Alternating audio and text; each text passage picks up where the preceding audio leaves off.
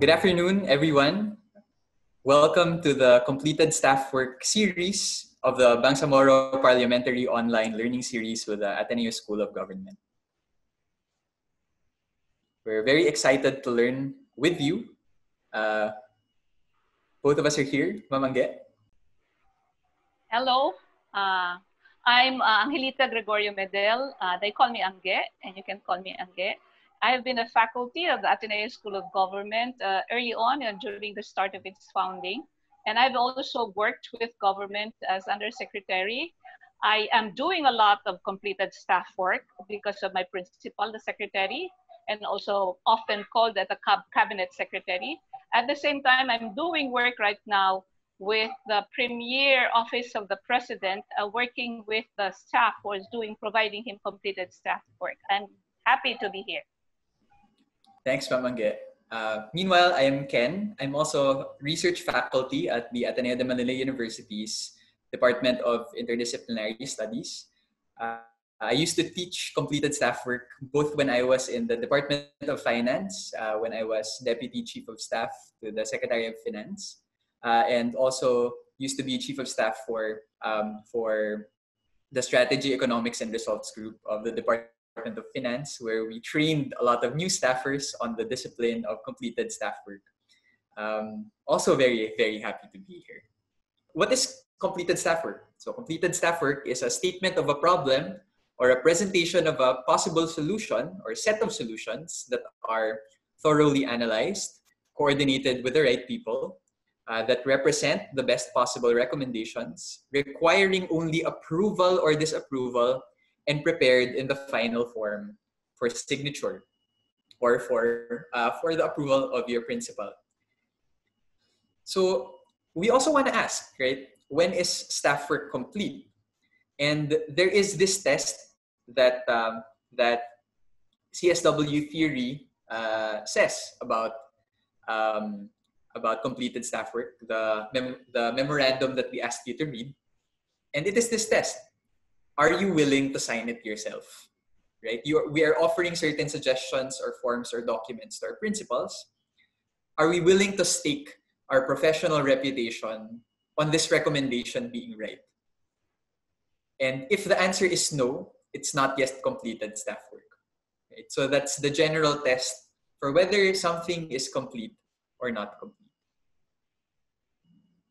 I'll pass this on to Ma'am Angge to discuss the whys.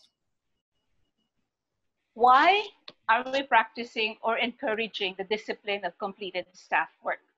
First, it is completed because you are actually saving time for your principal.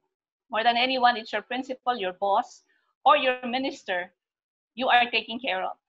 A busy person, therefore you want to save time, not only for the principal, but in that example of Ken, also for those attending the meeting. Could you imagine the first time he did it, went to the boss, sir, when are you available? And when he says, I'm available tomorrow at 10 o'clock, what does he do? He goes back to everyone and tries to ask each and everyone, are you? So you keep going back and forth. And that's time and energy for everyone involved. So decision makers can spend more time on strategy as well as those who need to be called by the decision maker.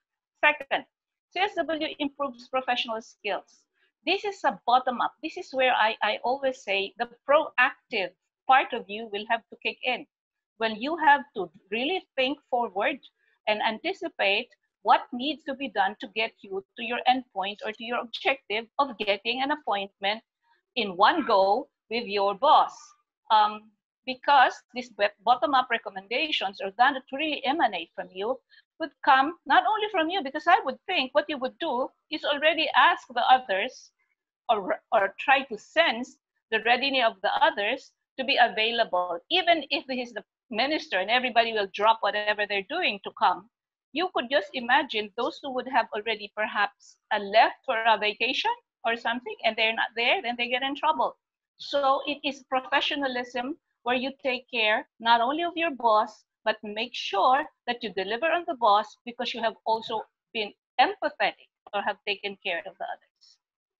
Third, CSW improves the quality of decisions. It protects the team from half-baked ideas, the long memos, and poor and oral presentation. The byline of CSW would be, don't bring me problems, bring me solutions. This has been the slogan best attached to CSW. But I say, caution, there is danger in doing this over the top, or just dropping it without thinking very well. Because the danger I would like to share, and that's our experience too, is that not every problem has an easy solution. There are issues in Parliament when even your minister will have oppositors. He would have publics to which he would contend. There are positions he will take which is not very popular, and you will need to do complete staff work for that. And in these not so easy or tricky problems, sometimes called today in the VUCA world of volatility, uncertainty, conflict, and ambivalence, is that what they call the wicked problems. So if you keep on doing CSW, tackling the complexity of most these significant issues will need not only your thinking, it will need a pool of people, talented people with diverse points of view, with diverse expertise, with diverse perspectives to come together to help you sort it out for your boss. And in a very solid research done in Wharton, if you do not do CSW properly, you tend to breed the kind of people who think solution is the only thing that needs to be done when you do a CSW.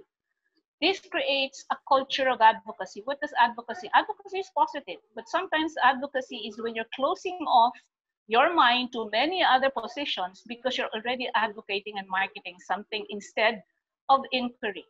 CSW is essentially a work of inquiry and anticipation. Therefore, you come to a situation not with a locked view of solving the problem and lobbying hard for you to win, but for you to bring a solution actually means you can surface or sow fear. People shut down because, when a problem is so complex and you cannot come up with one solution, then you freeze in fear. It breeds a culture of intimidation. If the boss just says no, you always come up with one recommendation that's well researched, and then he starts shouting and telling you that you don't own the problem and belittling you and questioning your professionalism. People shut down, and therefore problems don't get to be properly understood, and the different options are not surfaced, and then it becomes into a full-blown crisis. Okay, the core message here is everything in balance, everything in the right proportion at the right time. CSW is good, but doing it over the top can actually cause you problems. In a CSW setup, the most important relationship is really with your principal and your boss, to which you are providing complete staff work.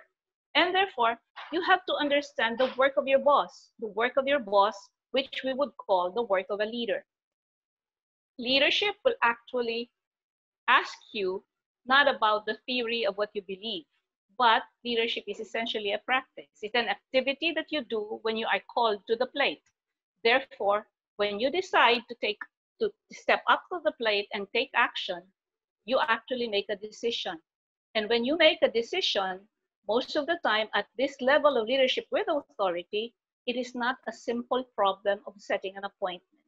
It is a problem of the developing policies, legislative policies as that, negotiating, coming to agreement on especially if you're working with the most busy ministers. What does a leader do to attend to the million things he or she has to do his work? And that is, we say, through proper delegation. You can only really be good as a leader and perform well for your organization or for your institution if you have people who are dependable, to whom you can delegate the responsibility, share it, and then also expect accountability or exact it from them by involving the contributions of these people's intelligent contribution as team members. So if you see this clip art, never put off until tomorrow what you can get someone else to do today. Imagine if your leader or your minister would do everything, he will have 1,000 tomorrows and we would not have finished what he needed to do. So understand, the complete staff work is your space between practicing understanding leadership, but also practicing yourself as leaders and becoming followers, providing support to your minister as the leader. Delegation is the empowerment or enabling others to act through completed staff work. If you are the chief of staff, you have people under you. They are doing completed staff work for you as you do completed staff work for your principal. And it means you need to know the talents of your team members and build your team, calibrating the task and assignments and providing feedback so that you are harnessing the best of what they've got. Delegation entails the following. You have to clarify the function, what it is that they need to do. 2, what it is that you expect as result or outcome. 3, balancing authority with responsibility. You cannot give authority to a person to finalize a deal or a schedule if that person is new and doesn't really have that much responsibility as experience under his or her belt. 4, you cannot, if you give responsibility, you have to give the full responsibility. Not that, okay, you are free to set the time. But remember, 1, 2, 3, 4, 5, 6, 7, 8, 9, 10. If you say you have the responsibility, make sure that you're ready to hand it to that person. 5th, unity of command. At the end of it, you cannot, if something goes wrong, you cannot say, I'm sorry, boss, it was not my fault. It was this technical staff. Remember, if you are the general of the chief of staff of the military, for example, or you are the deputy minister to a minister, you have to own up. Whatever wrong or mistakes that happen way down the line in the followership, you take command responsibility, you own it, and you stand up and be professional about it. Finally, you have to define the limits of authority. As you hand it to others and provide others with responsibility, you also have to be very clear, both legally, morally, what it is that you can delegate, because you cannot delegate authority to the fullest. In this slide, we'll discuss what are desirable traits and undesirable traits about good empowered followers in the completed staff work framework.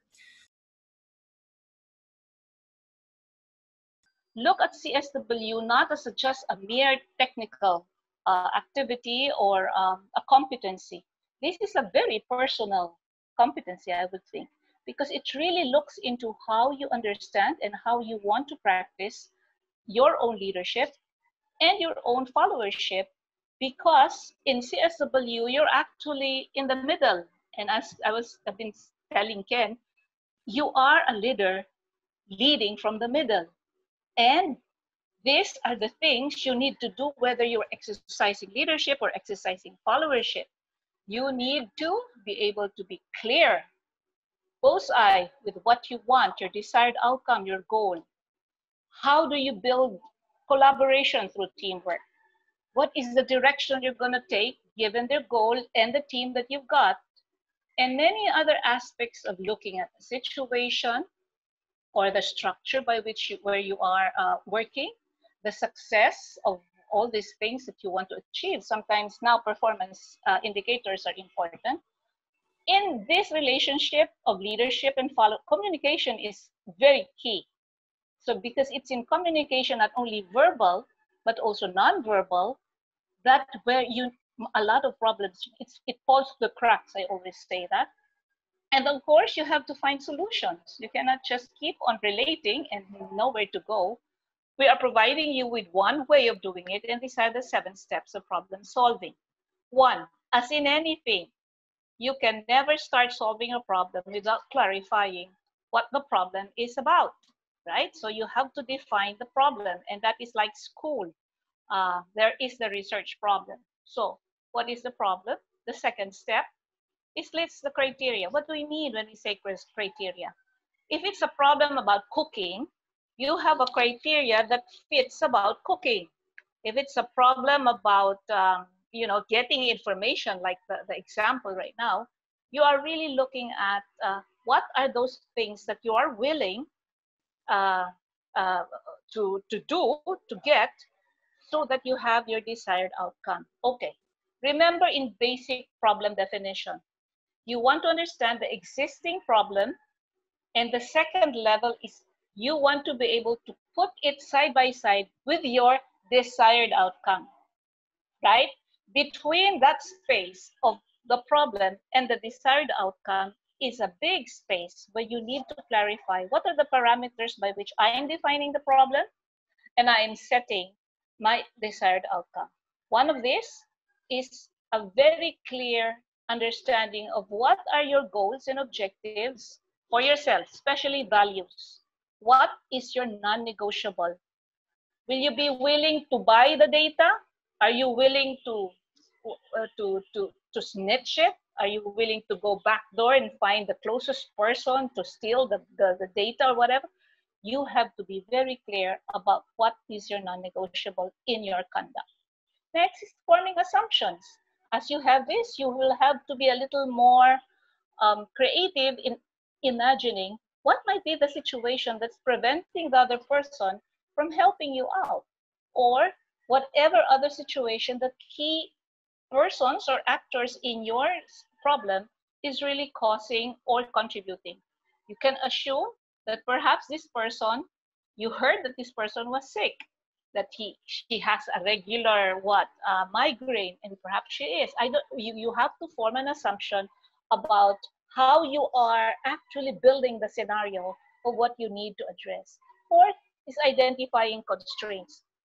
When you actually, this third and fourth is very closely linked. It goes very fast. It's almost like seconds, because as you form assumptions, you're actually also identifying what are the barriers and constraints that will not help me solve this problem or find a solution. And my tip here, usually the constraints are people. So try to understand who are the stakeholders in this situation. In the situation that's given to you by Ken, it might not be just the person from whom you need the information. There might be other psychopaths. There are others who they didn't like you and trying to stop that person from helping you out extra.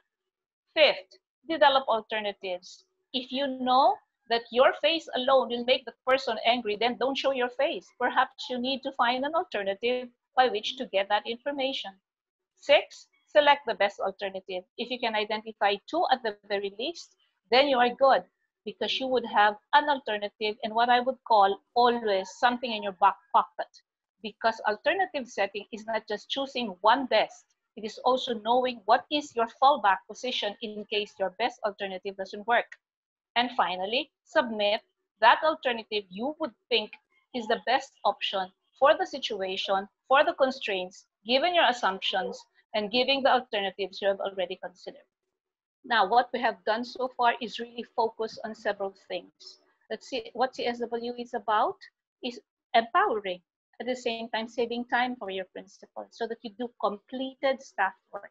It is not half-baked. You have put all the possible capacities and competencies you could exercise into that work, and you end up with one well-researched, well-thought-out, cogent, coherent recommendation to your principal, ready for okay, sign off. We were able to share with you what it means to understand CSW from a leadership and followership perspective, that you are actually a leader in your own right when you do all these things for your principal. But the heart of completed staff work is really problem solving. When you want to be able to improve on a presenting situation, clarify what it is demanded, what is actually demanded of you, so that you are very clear with what you want to happen and your desired outcome, and then go about going for that outcome.